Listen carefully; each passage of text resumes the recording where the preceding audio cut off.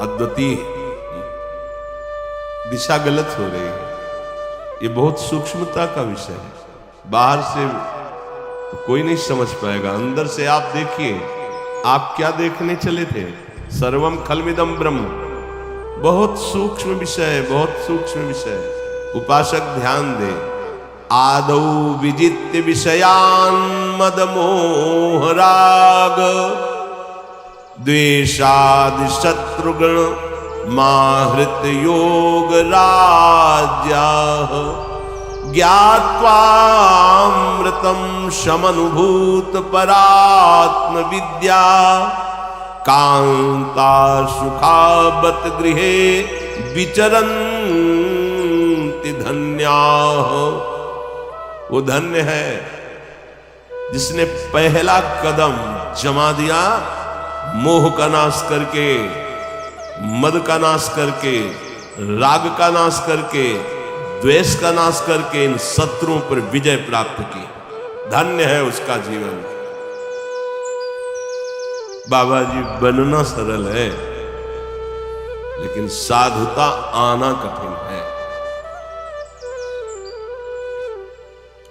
कई लोग प्रश्न कर देते हैं कि कैसे जाना जाए कि ये संत है, कैसे? पहली बात है कि बिना संत बने तुम संत को जान ही नहीं सकते। दूसरी सहज बात है, संत की पहचान की सहज पहचान होती है। जिनके संग से भगवान का रंग बढ़ने लगे, नाम रूप लीला था। जिनके संग से बुराइयां तुम्हारी उभर कर तुम्हारे सामने आकर चुभने लगे कि मैं बहुत नीच हूं, अब मुझे नहीं करना चाहिए। जिनके संग से हृदय शीतल हो जाए, जिनके संग से तुम्हारी मांग मिटने लगे, वो संत है। संत कभी मांग नहीं रखता। उसके संग से तुम्हारी मांग पूर्ण हो जाएगी, तुम्हारे अंदर इच्छाओं का नाश हो जाएगा। जो इच्छा रखता है वो संत कैसे हो सकता है? भोगों की इच्छा रखना, पैसे की इच्छा रखना, वस्तु की इच्छा रखना, अरे हम निकले काहे के लिए हैं? इनको कबाड़ बटोरने के लिए निकले। ये कबाड़ ही है, चाहे जितना बैंक बैलेंस कर लो, कबाड़ ही तो। मरोगे बैंक लाद के ले जाओगे। नाम रूप लीला नाम। अब यथा योग्य जैसे प्रभु चला रहे, इसका कोई महत्व नहीं है, कोई इसका महत्व नहीं है। दैववश जैसे चल रहा है, अगर इनकी आकांक्षा है, इसका महत्व है, इसकी मांग है, इसकी चाह है, चाहे जो भेष रख लो, अभी साधुता नहीं। साधुता नहीं तो परमानंद नहीं। आदौ विजित्य विषयान मद मोह राग द्वेषादि शत्रुगण माहृत योग राज्या। सबसे पहले साधु को चाहिए, उपासक को चाहिए विजित्य विषयान मद मोह राग द्वेषा। आपको जीतना है, मद को जीतना है, मोह को जीतना है, राग द्वेष को मिटा देना है। तब जाकर राज सिंहासन पर बैठता। बादशाह तो तभी होता है जब शत्रुओं को पराजित कर देता है। आपने तो अभी पराजित करने की ठाना ही नहीं है, आप तो इन्हीं की चाह कर रहे हैं। फिर कैसे आप बादशाह हो जाएंगे? बिना शत्रुओं को परास्त किए बादशाह की चाह मिटी, चिंता मिटी, मनुआ बेपरवाह। जिनको कछु न चाहिए वो साहन के शाह। सुरपति नरपति लोकपति, जिनके भावे घास रहे परमानंद में तज सब ही की आस। ये बाबा, ये संत, ये साधु जगत मंगल स्वरूप है, कोई खिलवाड़ वाला नाटक वाला ये मार्ग नहीं है। और जो इनका आश्रय ले लेता है वो जगत विजयी हो जाता है। चाहे गृहस्थ में हो, चाहे जिस मार्ग, जहां संतों का आश्रय हुआ, निर्विषय निर्विकार परमानंदमय स्थिति की चाह ये अपने आप हृदय में आने लगती है।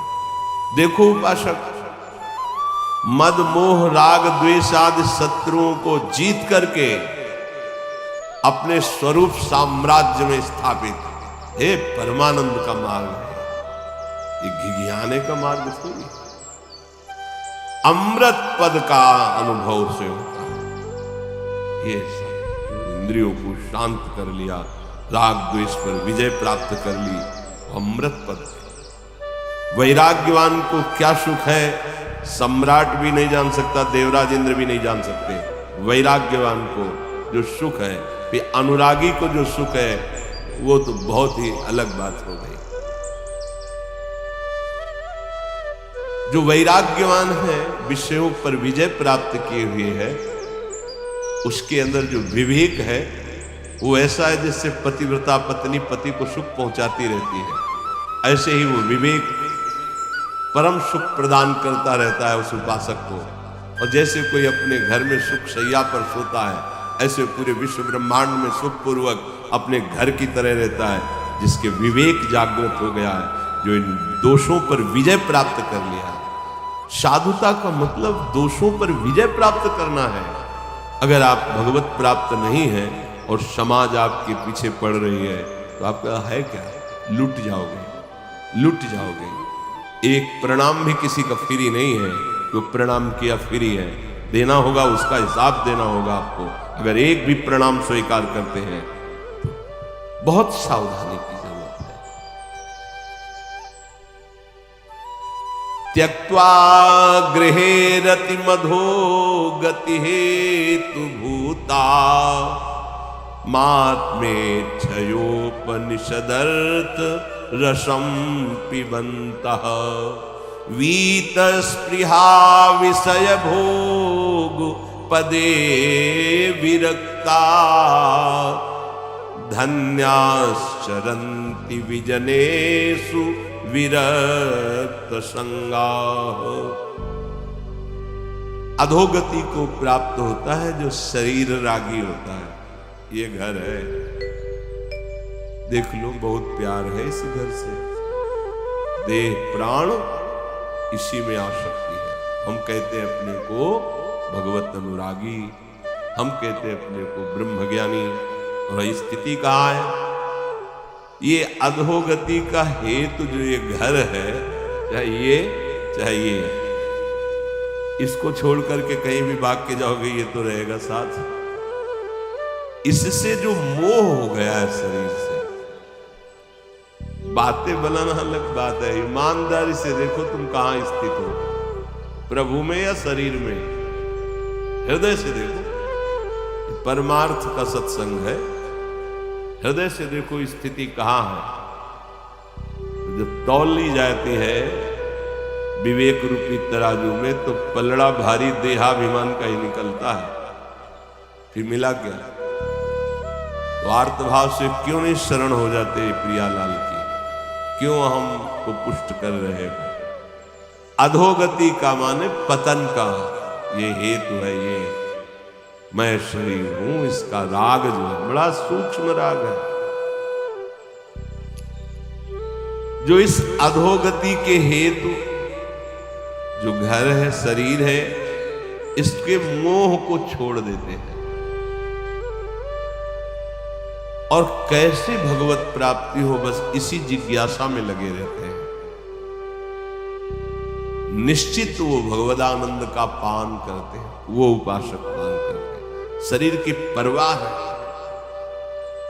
सेवारत शरीर है, बिल्कुल असंग शरीर से हर समय नाम जब चल रहा है, और जो सेवाएं हैं इसको ऐसे।